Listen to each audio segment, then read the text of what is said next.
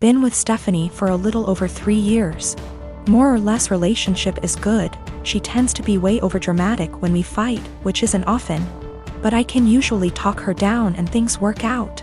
When Stephanie and I first started dating, she mentioned a few times in kind of a mysterious, I thought it was attention-seeking.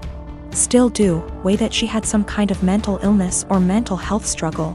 Eventually, probably 2 or 3 months in, she came out and told me in a really serious conversation that she has body dysmorphia and thinks she's obese and hates herself for it. Now let me be clear, I love her the way she is, wouldn't change a thing. I don't mind her weight whatsoever. But even when she said it initially, I almost thought it was a joke. Stephanie is obese. I'm not good at guessing weight and she's never told me her weight, but I know she's 5 feet 4 inches and a size 22 in pants.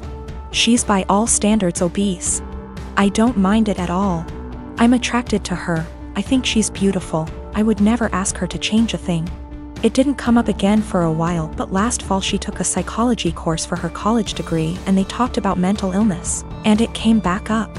She came in one night almost happy, in a weird way, saying that she understands everything that's wrong with her because they talked about BD in class and it all makes sense. She has never been diagnosed by a medical professional and can't see a doctor for lack of health insurance. Ever since then, she talks about it a lot. I'm not one to poke at people just to poke, so I just let it be. But she talks about it all the time. She blames arguments we have on her BD. She uses it as an excuse to eat poorly and not take care of herself. Because she is straight up convinced that she is smaller than she is and that the person she sees in the mirror is a dysmorphic situation. She is part of an online BD support group and talks openly to me about how she's met people who finally understand her. And she gives them advice and guidance based on her struggle with BD. She's pointed to actresses like Mindy Kaling and compared the actress's body to her actual body versus BD body. And says it's nice to see herself represented on screen. No offense intended to my girlfriend, but that's not her body type. She is much bigger than that. I'm getting to the point where I don't know what to do. She uses it as an excuse for all her behavior. I honestly don't know if she truly thinks she has BD or if she just uses it to justify herself.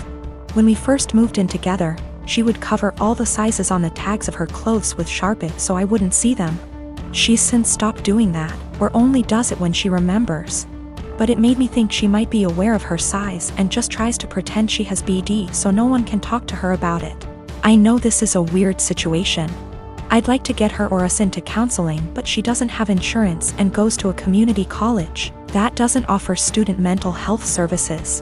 I'm not sure what to do. My husband, Jonah, passed away unexpectedly a month ago from a stroke. I don't want to get specific about that part. It's the worst pain I've ever felt in my entire life. And I'm still not sure how I'm ever going to move on. We were married for 5 years, together for 7. The past 2 years we've been trying for a baby, but we're just getting to the point of considering IVF when he died. Jonah had a close friend in high school named Marjorie. Marjorie also ended up going to the same university as he did, and they spent a lot of time together during those college years. Jonah said that he liked Marjorie's company, but never felt anything beyond friendship with her, which I totally believe. Jonah dated other women during that period, but told me that several times Marjorie hinted that she wanted him to ask her out. She also joked about wanting him to be her plan B in case she didn't meet someone and get married by 30. By the time I'd started dating Jonah, he had moved a couple hours away from his hometown, and Marjorie. Despite this, Marjorie immediately began finding excuses to come to our town and hang out, which usually involved her encouraging us to go drinking, and then her passing out on the couch at Jonah's apartment. I didn't mind her for the most part, but she had a habit of saying things like, "You know you ruined our marriage pact," and pointing out all the things that she knew about him, like what he took in his coffee, his favorite bands, etc. Over the course of our relationship, and especially after we got married, Jonah definitely put some distance into his relationship with Marjorie. He confided in me that he felt he had outgrown her and that they really had little in common anymore. He stopped responding to her invitations to hang out as often, though he would occasionally call to catch up out of guilt. Especially when she would text him or leave messages saying she was so sad he was ignoring her, and the like. But now he's gone. I had him cremated, like he wanted. We haven't done the memorial service yet. It was too hard for me to even imagine the first couple of weeks. And I also wanted to give time for some out-of-state people to make travel plans. The memorial is this weekend.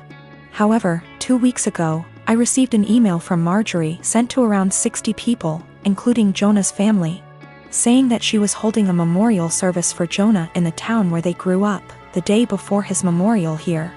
I was completely blown away, seeing as she hadn't mentioned anything to me or even attempted to call.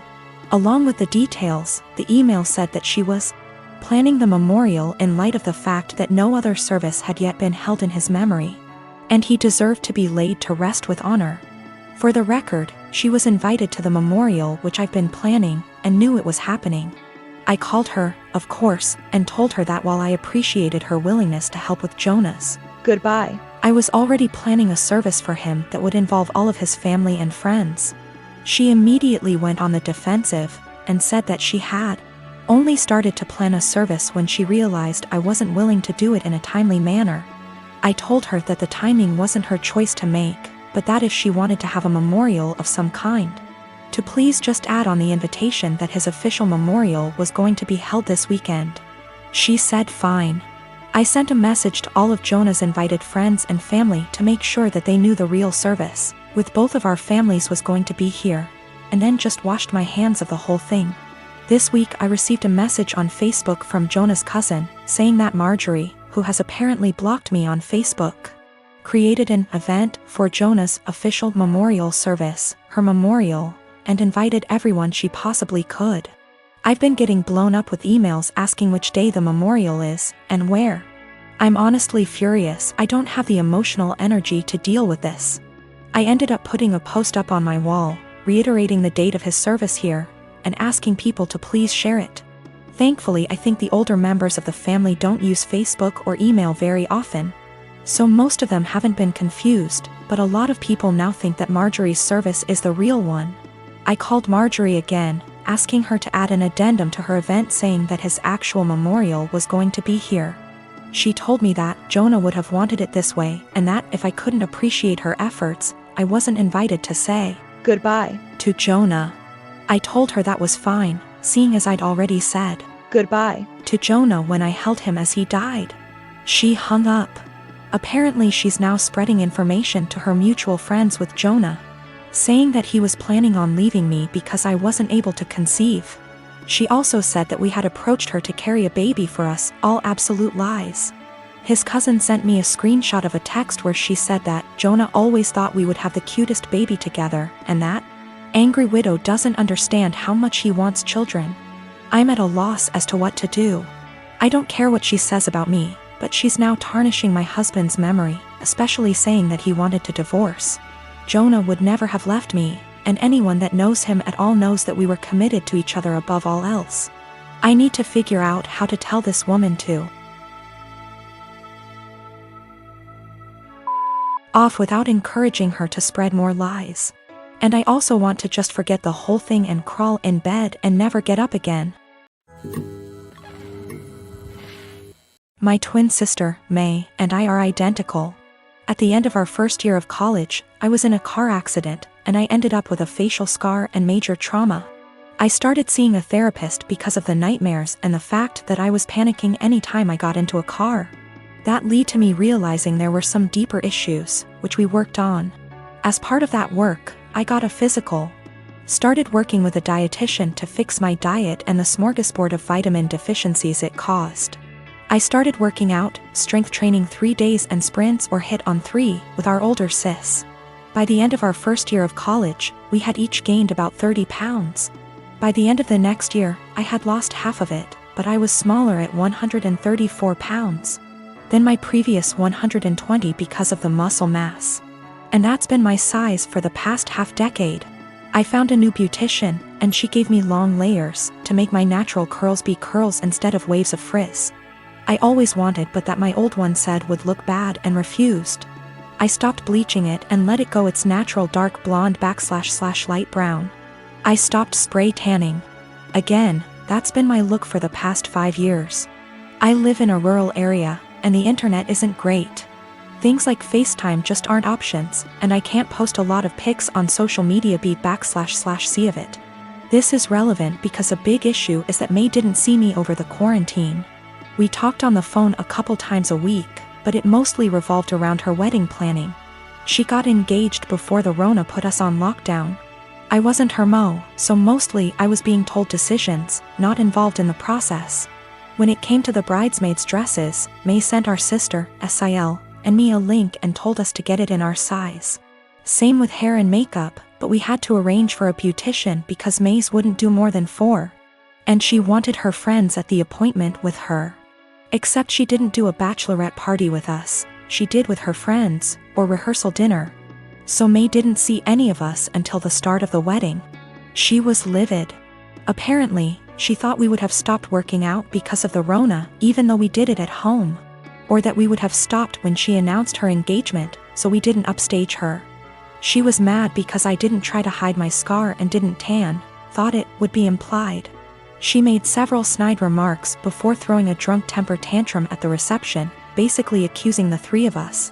But me ESP of trying to upstage her.